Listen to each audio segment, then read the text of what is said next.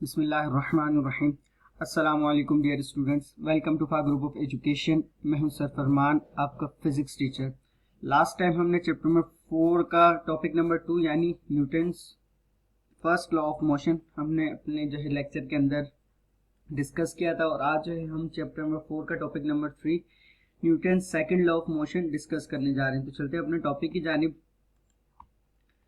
जी, ये जो है सर आइजैक न्यूटन के बारे में मैंने आपको कल भी बताया था कि इनका जो टाइम पीरियड था वो 1642 से लेकर 1727 था।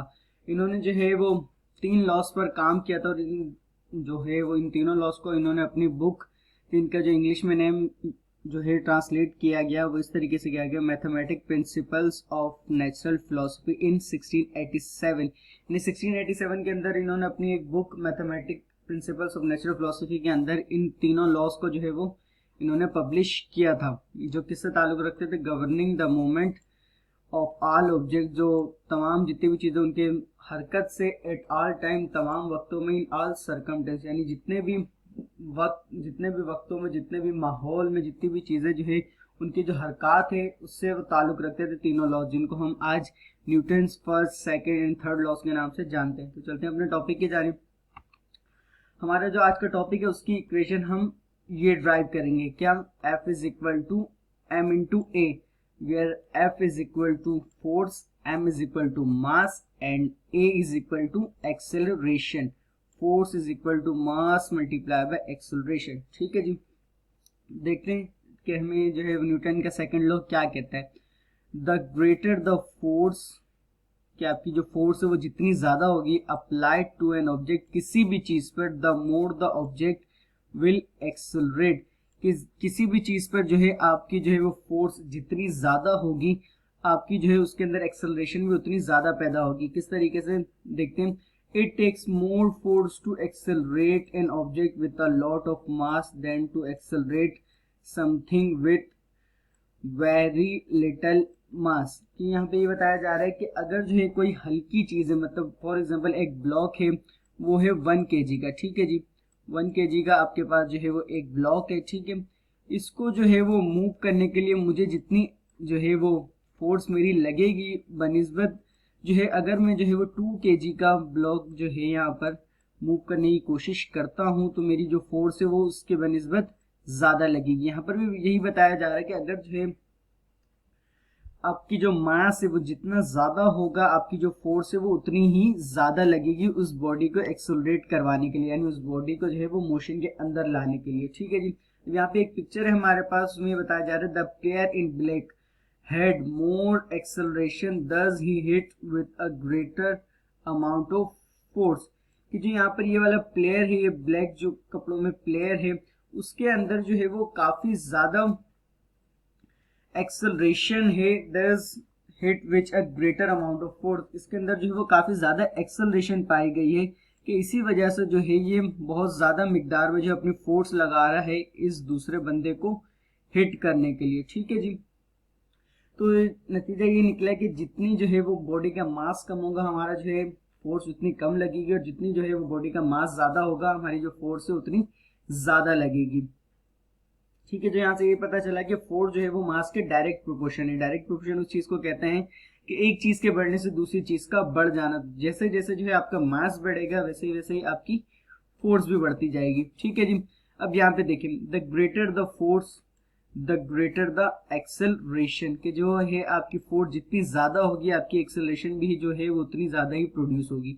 द ग्रेटर द मास, के आपका जो मास है वो जितना ज्यादा होगा, the greater the force needed for the same acceleration. अगर जो है आपका मास ज्यादा है तो आपको जो है फोर्स भी जो है उतनी ही ज्यादा जरूरत में चाहिए हो, इतनी ज्यादा मिकदार में आपको चाहिए होगी उसी एक्सेलरेशन को प्रोड्यूस करने के लिए। देखें, इसको हम जो है वो कैलकुलेट कैसे करते हैं, F is equal to M है, यानी अब जो है F है वो फोर्स को रिप्रेजेंट कर रहा है, M जो है वो मास को रिप्रेजेंट कर रहा है, और A जो है वो एक्सेलरेशन को रिप्रेजेंट कर रहा है।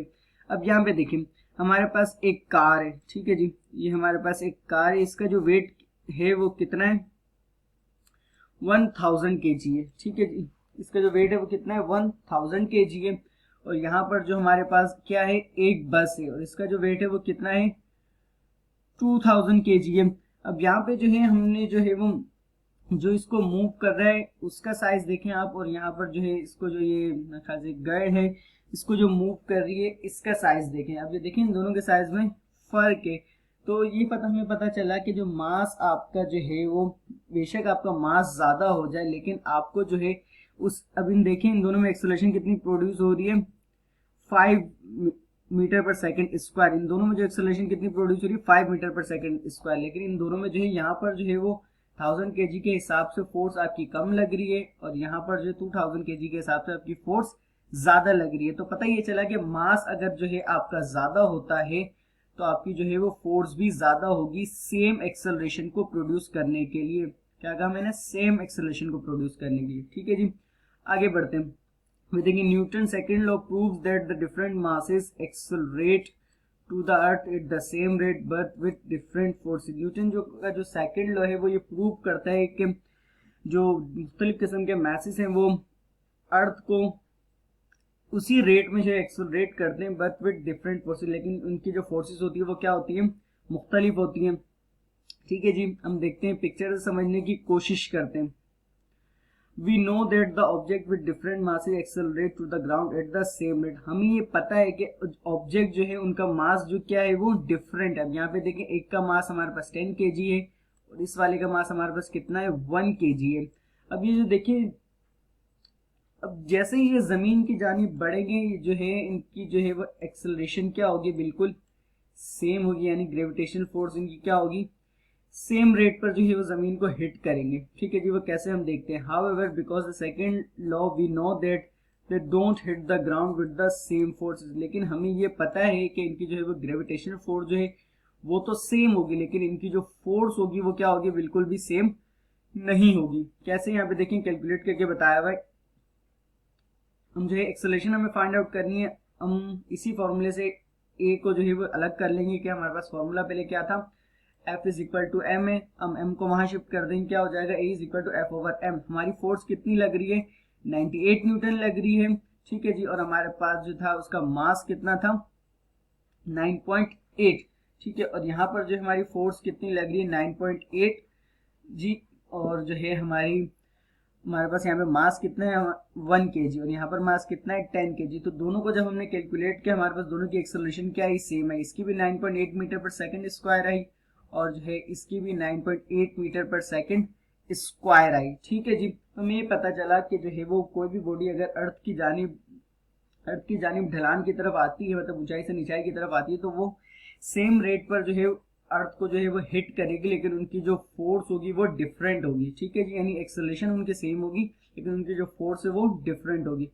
इसी तरीके से हम एग्जांपल्स देख लेते हैं। Hitting a baseball, the harder the hit the faster the ball goes. यानी बेसबॉल जो है अगर आप उसको जितनी जो है वो हार्ड, यानी जितनी जो है आप उसको तेजी से हिट करेंगे वो उतनी ही तेजी से जाएगी। लेकिन आपको पता होगा आप बॉल को जो है अगर आप बैट से जितनी तेजी से जो है वो हिट करेंगे बॉल जो है वो इतनी दूर जाएगी। एक्सेलरेटिंग और डिसलेरेटिंग अ कार, इसी तरीके से कार की एक्सेलरेशन और डिक्लेरेशन में भी यही होता है। The positioning of football player, massive players on the line with lighter faster to accelerate players in the backfield। अब आपने देखा होगा फुटबॉल में जो होता है जो व्हाइट कलर की लाइन होती है उसमें जो है वो मैसिव प्लेयर यानी जो है उनके बहुत अच्छे प्लेयर जो होते हैं उनको रखा जाता है क्योंकि जो है वो फास्टर टू एक्सेलरेट होते हैं, यानी वो बहुत जल्दी जो है अपनी वेलोसिटी में चेंजेस ले आते हैं, यानी जो है उनकी स्पीड काफी ज्यादा होती है बनिस्बत उनके बैकफील्ड में जो बाकी प्लेयर होते हैं उनको रखा जाता है। ठीक है, loaded truck versus an unload. इसी तरीके से आप देख लें कि एक जो ट्रक है आपके पास लोडेड है और एक ट्रक जो है वो अनलोडेड है। लास्ट एग्जांपल हमारी जो है हम इससे समझते हैं न्यूटन सेकंड लॉ को। When a pitcher throws a baseball, जब ये जो है वो बेसबॉल को थ्रो करता है, द हार्डर ही थ्रोज, यानी जितना वो सख्ती से, ये देखिए आप, जितना वो सख्ती से इसको थ्रो करेगा, जितनी स्पीड से इसको थ्रो करेगा, the more the ball accelerate, इतनी तेजी से वो बॉल क्या करेगा, बॉल के अंदर जो है एक्सेलरेशन पैदा होगी।